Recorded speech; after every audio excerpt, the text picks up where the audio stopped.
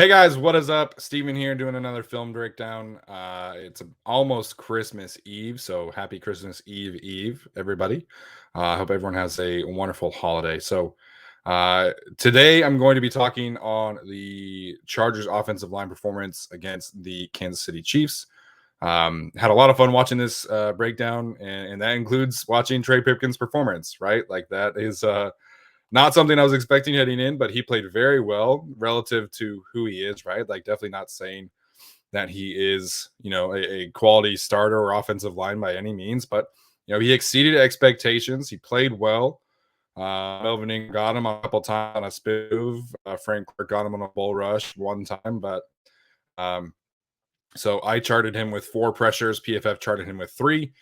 You'll take that any day for Trey Pipkins starting in place of Rashawn Slater. So that being said, I was very impressed with the way that the Chargers attacked the Kansas City Chiefs defense. They did a lot of play action stuff. They did a lot of quarterback movement, bootleg action, RPO action. And most importantly, they ran the ball at a very, very high level. I think if you had told me that the Chargers would have been running for 190 yards against the Chiefs defense without Rashawn Slater, I probably would have said you were crazy. Of course, not having Chris Jones in there certainly helps. But again, no Rashawn Slater. You have Trey Pipkins in there who's been somewhat of a liability. So I was just really impressed with the plan of attack that the Chargers had up front. And that's what smart teams do, right? You make an adjustment. You're losing a starting caliber Pro Bowl tackle. Now we can say that. Shout out to Rashawn Slater, absolutely earned that. And so I was just really impressed. They had a great game plan. They executed it at a very high level, and Trey Pipkins held up his own. And I think also the Chargers got some notable contributions from other blockers. I've been talking about Trey McKitty, and we'll talk about him in this breakdown. I've been talking about Josh Palmer as a blocker. He'll get some mention here as well. But the most important aspect of this is that when you lose a starter like Rashawn Slater, everybody else has to elevate their play. And I thought Matt Filer was outstanding. Corey Linsley was outstanding. Michael Schofield probably had the best game of his season. And Storm Norton that slowly has been improving, especially as a run blocker. And I think, the Chargers have a really solid offensive line in place once Rashawn is back this week. So that being said, want to get started on this film breakdown, and mostly I'm only going to have 4 plays today. There's a lot that I could have dove into specifically about Trey Pipkins, but I want to focus in on how the Chargers really ran the ball at such an effective level in this one. And I think that's really the right place to do this because obviously Trey Pipkins held his own and stuff like that. But to me, this was a team accomplishment, if you will. It was a unit accomplishment. So want to talk specifically about how they ran the ball so effectively against the Kansas City Chiefs. All right, let's get started. So on this first play, the Chargers are going to run what's become a staple of theirs, which is the counter run game. And so this is obviously a Saints staple as well. That's where Frank Smith got his coaching start, along with most of Frank Lombardi's experience. And so the counter has become a real weapon for this team, particularly because Matt Filer and even Michael Schofield are very good pullers. Then you have Trey McKitty, who's a really fantastic blocker, and so is Steven Anderson and Donald Parham as well. Unfortunately, Donald Parham didn't obviously play the rest of this game. Hope he's doing well. But the Chargers have good blocking tight ends. They have good pullers. So it makes sense that you lean into this kind of play, this kind of action. But you also need running backs with a vision, with intensity to make these plays go. So the reason that this particular play is going to work first and foremost is because of Trey McKitty. I said that he was going to get some shout, and he's going to on this play. And second, because of Justin Jackson's vision, which I think we can all agree is his best attribute. So this is going to be a counter left play. Trey Pipkins obviously on the end line next to Trey Pipkins. So you got Trey next to Trey. And this is notable because to run these kind of plays and to run all of the Shanahan run plays that the Chargers also run, you have to have that true blocking tight end. Of course, you can look at George Kittle. You can look at Ross Dwelly. You can look at Mercedes Lewis up in Green Bay, Josiah DeGuara as well. And all of those players seal off the edge, set the edge, they pull, they get to the second level. They're all great blocking tight ends. And I think Trey McKitty is getting there. And so I want you to watch, I'll run the playthrough first, and then we'll go back and watch Trey McKitty. So this is a really fantastic run by Justin Jackson, sets it up rather nicely. Excuse me. Still have a little bit of a cough here, but I'm currently sucking on a cough drop. So, but yeah, this is a great run by Justin Jackson. And I want you to focus in on Trey McKitty because he's going to block Melvin Ingram one-on-one. And we all know how disruptive against the run Melvin Ingram can be. Of course, he's not the same player as he was 2 years ago, but still a very disruptive player against the run.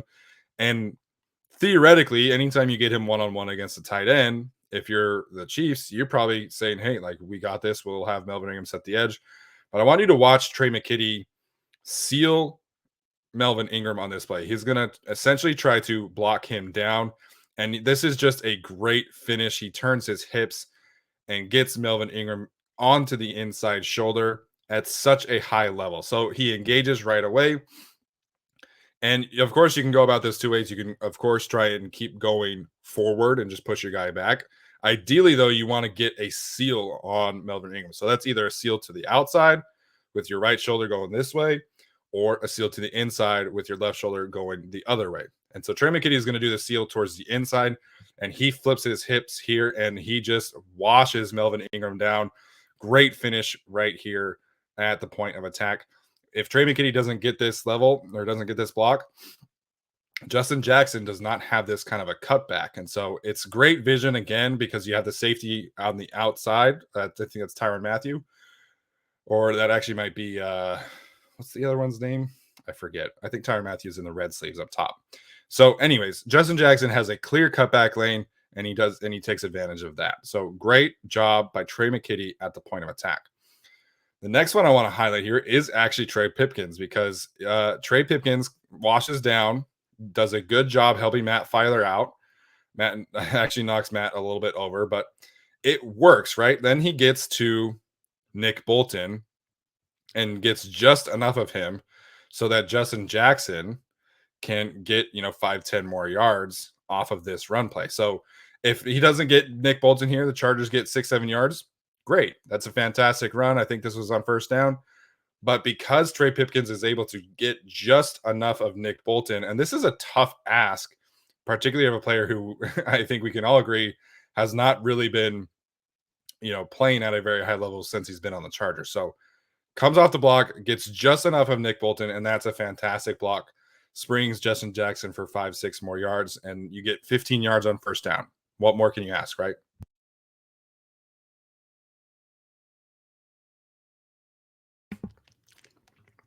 All right, next play here. This is going to be a toss to the right.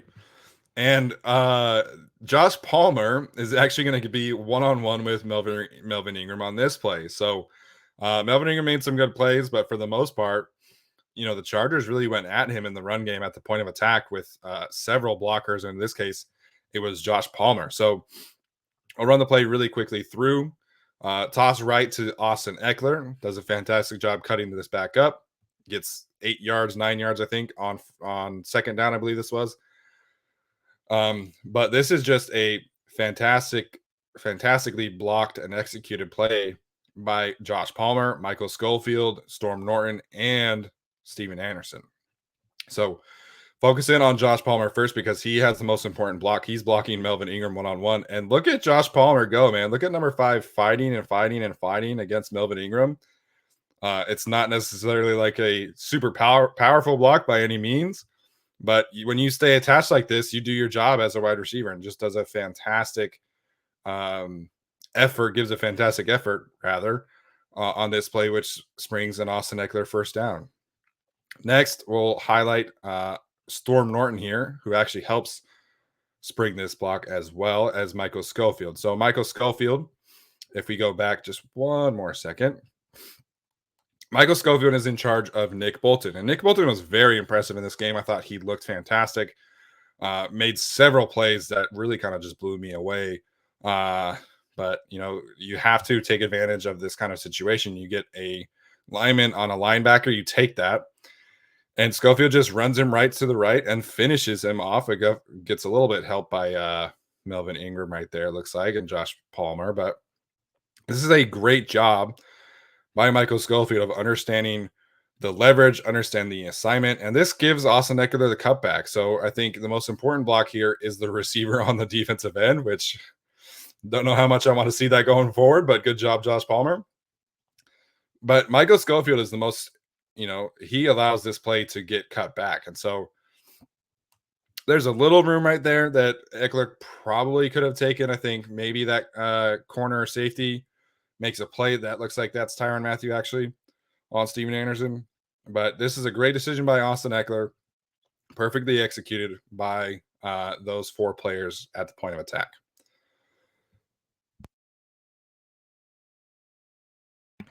All right, next one here. This is the third one, and then I'm going to have one pass play after this. So this is the 4th down run to Josh Kelly.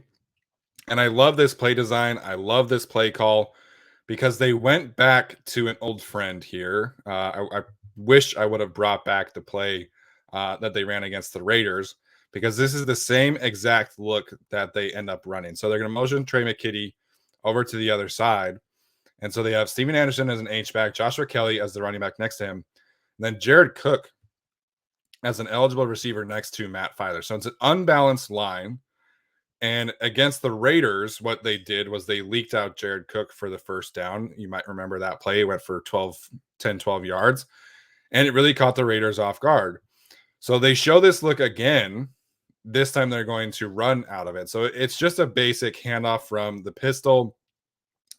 And what makes this play happen, of course, is Matt Filer. Matt Filer is going to pull. So this is basically a pistol trap play from the Chargers. Matt Filer is going to pull over to Dan Sorensen and just destroy him. Like, this was one of the most impressive plays of the evening for me.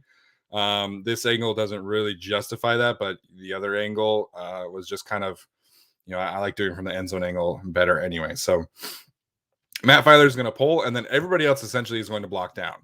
So we get a block down from Corey Linsley to the left, block down from Schofield to the left, block down Norton, block down Pipkins, block down Trey McKitty. And so essentially what you get is all of these players sealing off the one side, and then Filer is going to pull around and just kind of blow this play up. Great 4th down conversion, great 4th down play design, great 4th down play call. Just is a fantastic play all around. And good finish by Josh Kelly, who unfortunately fumbled 2 plays later. Anyways, so I want to highlight Matt Filer here, of course, like I mentioned, a little bit more. Hopefully I get over this cough soon, you guys. But all right, Matt Filer is going to pull and just destroy Daniel Sorensen here. Just a fantastic job. And I love just like the little, just a little double fist bump at the bottom by Matt Filer here. Just the offensive lineman celebration just is so good. Love Matt Filer so much. Best value signing of the free agency class by far, in my opinion.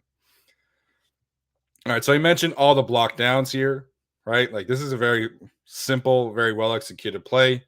And it all starts in terms of the blocking down with Corey Linsley singing off Melvin Ingram. Schofield, Storm Norton, Trey Pipkins, and Trey McKitty do their job. It's all, like I said, great execution by the Chargers. On a 4th and 1, you get 7 yards. Is just fantastic. All right, so last play here. This is going to be a kill shot to Mike Williams. And one of the things that I always say is that I just love how smart and well prepared the Chargers are in terms of protection plans. Like Steve Spagnuolo, is one of the more aggressive and creative defensive coordinators in the NFL. He blitzes a lot. They do a lot of stunts. They do a lot of twists. They do a lot of games, whatever you want to call it.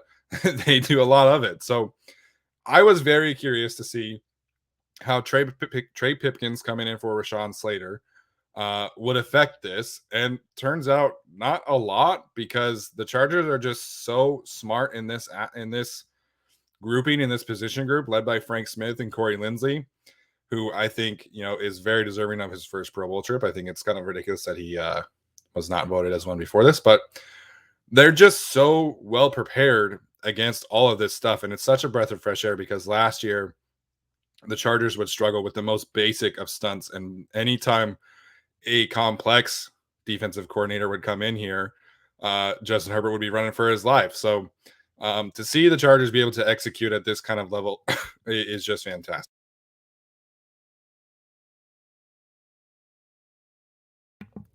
All right, so basically, what's going to happen here is you have the one tech in between Corey Linsley and Matt Filer, and the three tech in between Storm Norton and Michael Schofield. They're essentially going out. And then the two linebackers are going to loop and do a double A gap blitz. And we'll watch Corey Linsley first and Justin Jackson as well, because they're going to pick up the linebackers.